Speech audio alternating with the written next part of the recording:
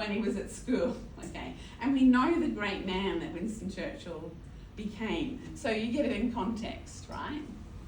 So she wrote, he was 15 years old when his mother, who's Jenny Churchill, wrote him this letter. And this is what she wrote. Dear Winston, I have much to say to you. I'm afraid not of a pleasant nature. You know, darling, how I hate to find fault with you. But I can't help myself this time. Isn't that so sweet? Your report, which I enclose, is, as you will see, a very bad one. Your work is such a fitful, your work is such a fitful, inharmonious way that you are bound to come out last. Look at your place in the form. Your father and I are both more disappointed than we can say that you are not able to go up for your preliminary exam. I dare say you have 1,000 excuses for not doing so, but there the fact remains. Dearest Winston, you make me very unhappy. My only consolation is that your conduct is good and that you are an affectionate son. But your work is an insult to your intelligence. I love that line. Sorry, I'm going to use it. But your work is an insult to your intelligence.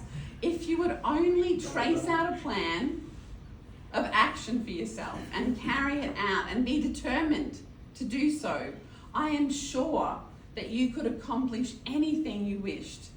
It is that thoughtlessness of yours which is your greatest enemy. I will say no more now, but Winston, you are old enough to see how serious this is to you and how the next year or two and the use of them and the use you make of them will affect your whole life. Stop and think it out for yourself and take a good pull before it's too late. You know, dearest boy, that I will always help you all that I can. You're loving but distressed. And it kind of reminds me of a saying that Matt and I have a joke about. I heard him say it last week when he preached about having a good hard look at yourself. You know, when we were first married, we were in the bedroom. Yeah, it was clean, it's all right. And just having a look. And then he said, you need to take a good hard look at yourself. And so I get up out of bed and I stand in front of the mirror and I go,